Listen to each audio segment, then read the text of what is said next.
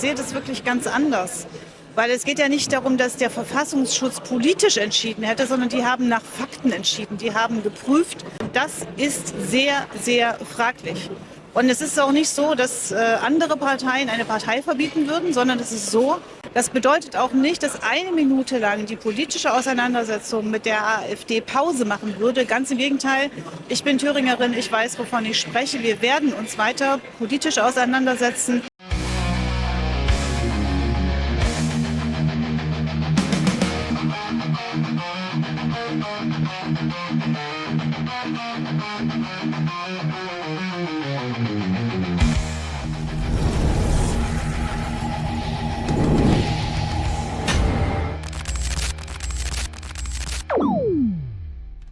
Hey Leute, willkommen in der Realität. Wenn man denkt, es geht nicht absurder, kommt Göring-Eckardt mit dem Mikrofon.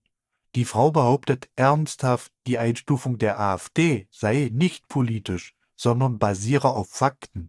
Während die Grünen seit Jahren unser Land umbauen, wie eine schlechte Netflix-Serie, voller Ideologie, aber ohne Handlung, will sie uns jetzt erzählen, sie stünden für Demokratie, Debatte und Problemlösung. Sorry. Aber das ist Realitätsverweigerung mit Ansage.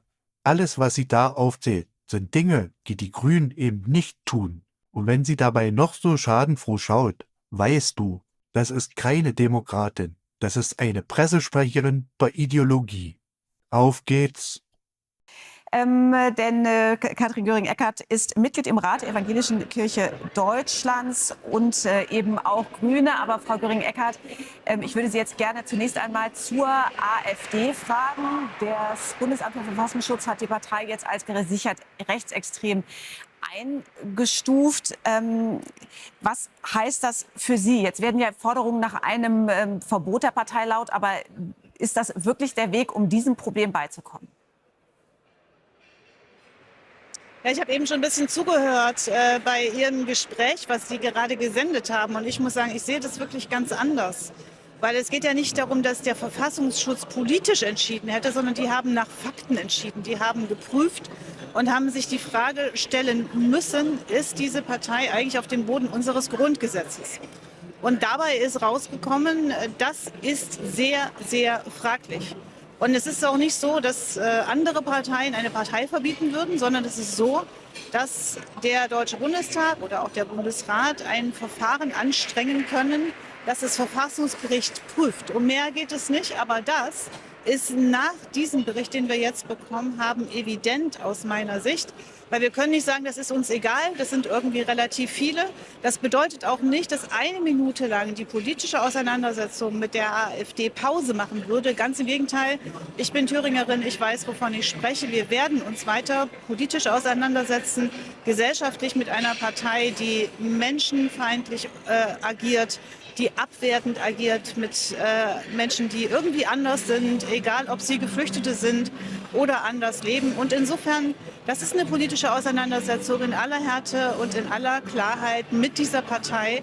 Aber die rechtsstaatliche Auseinandersetzung gehört eben auch dazu.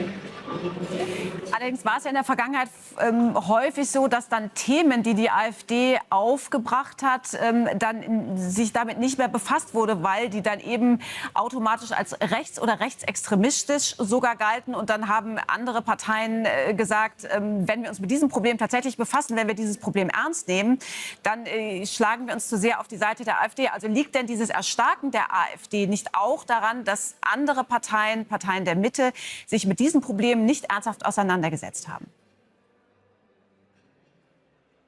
Ich sehe es anders als Sie. Ich sehe nicht, dass sich die Politik der Mitte, die Parteien der Mitte nicht mit den Problemen beschäftigen würden, die da sind.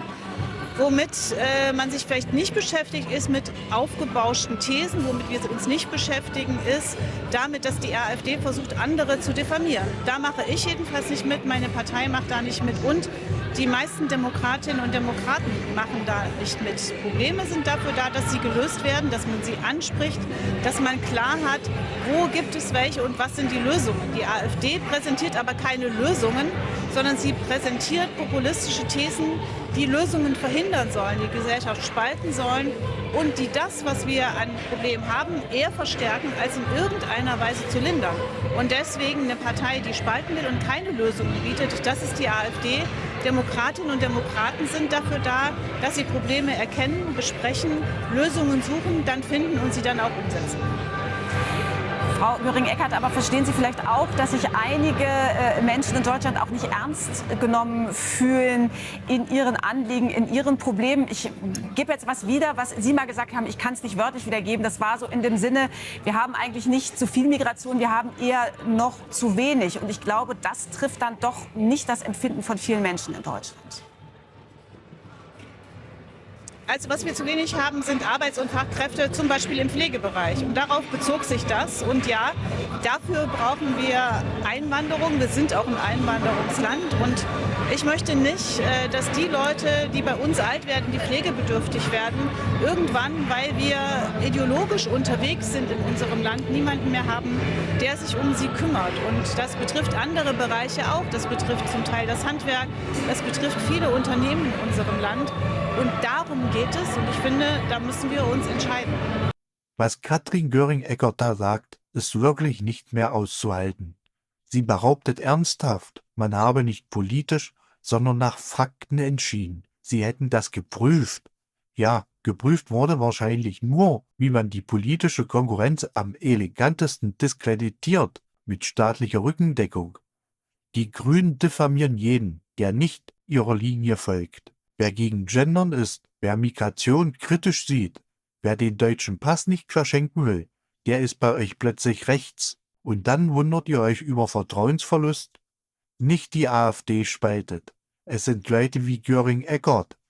Denn was sie hier betreibt, ist nicht Demokratie, das ist Lagerdenken. Und dann kommt der absolute Tiefpunkt. Sie zählt auf, was Demokraten tun. Und da wird's richtig absurd. Demokraten würden zuhören, Probleme lösen, miteinander reden. Ja, wie wär's denn, wenn ihr damit mal anfangen würdet? Denn wenn man sich anschaut, was die Grünen tatsächlich tun, dann trifft nichts davon zu. Statt Probleme zu lösen, schafft ihr neue. Und statt Brücken zu bauen, legt ihr die Axt an jeder Debatte.